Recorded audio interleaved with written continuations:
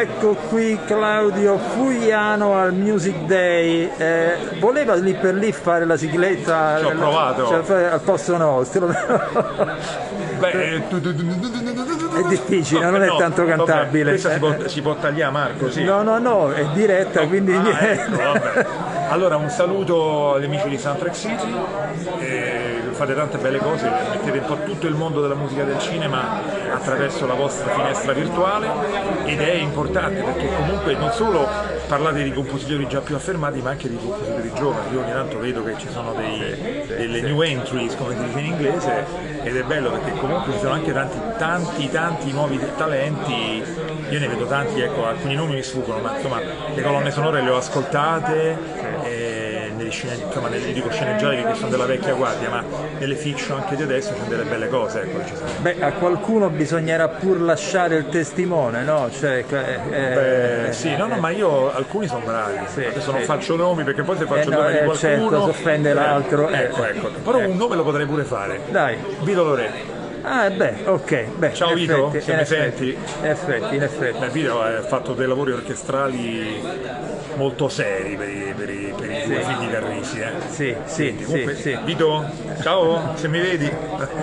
Senti, invece ti faccio a te una domanda da conoscitore della musica e insomma sulla scena già da un po' di tempo. Allora, io non mi spiego, forse tu magari te lo spieghi più di me, questo ritorno prepotente del vinile, che dà speranza in qualche modo a tutto quanto il movimento, o no? Sì. No, io dico che comunque il vinile è bello che sia nato, perché io che sono, insomma, non sono un giovincello, io sono nato e cresciuto con i vinili. Sì.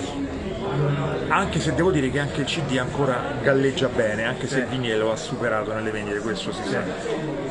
Vinile, CD, ma basta che non sia una musica liquida, cioè voglio dire, la musica da iPad, da iPhone, iPod, no.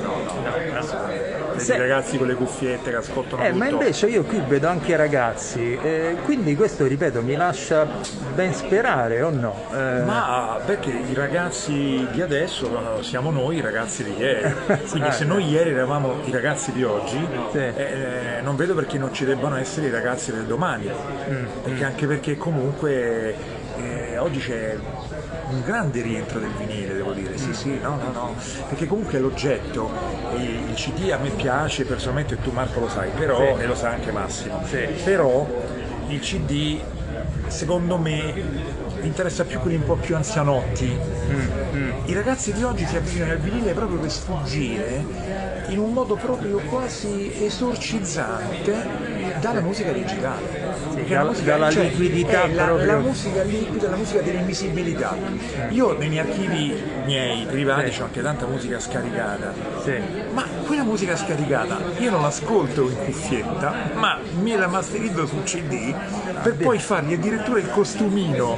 Perché solitamente no, non è una turba psichica la mia, c'è una motivazione logica e penso che chi è come me lo capirà. La musica in digitale esce di tutte le colonne sonore del momento, i film americani escono all'80-90%, roba Prime Video, roba di Disney Plus, roba di Netflix, esce tutto in digitale, ti danno la copertina davanti. Io che cosa faccio? Come se avessi tempo da perdere, e di tempo purtroppo ne ho poco perché io faccio il lavoro di discografico, ma proprio che sono un collezionista, gli faccio tutte compro le scatolette vuote, masterizzo, copertina, e addirittura sulla costa riproduco, perché io sono anche grafico, il nome la scritta del film. Quindi si crea, io mi sono creato un archivio di roba che sì, è vero, non è originale, ma almeno non è liquida, perché l'ho messa sul fisico, l'ho masterizzata. Capito? Nel senso, tu devi rendere fisico anche ciò, fai il discorso inverso, praticamente è bellissimo. Cioè che praticamente anche quando la musica te la danno in digitale, io me la compattizzo. Purtroppo non ho la macchina per far vinile, perché se avessi la macchina in cantina, capito? Mi farei pure dei vinili, anche se so che c'è gente che si è fatta pure dei vinili privati, Guarda, io non so, siccome l'età è quella, io mi ricordo che alla stazione Termini negli anni 60-70 in un negozio che c'era dentro c'era una macchina che tu registravi la tua voce o te che suonavi la chitarra e ti faceva un 45, te lo ricordi? Cosa? Sì, questa cosa sì, io sono figlio dell'inizio degli anni 60, ma negli anni 70 ero un ragazzino, probabilmente ci sono anche passato. Ecco. Sì, no, fantastico. Favoloso. Bene, ringraziamo Claudio Fugliano e prima o poi lo vorremmo avere in maniera più... magari faremo un giorno anche una bella puntata. Io racconterò tante cose, tanto vedo che le vostre puntate sono piene di aneddoti, di ricordi, proiettate al passato, al presente e al futuro. E credo che tu sarai una miniera in questo senso. Ragazzi, io vi saluto, San Presidio, un salutone. Saluto a te Marco e a Massimo. Ciao.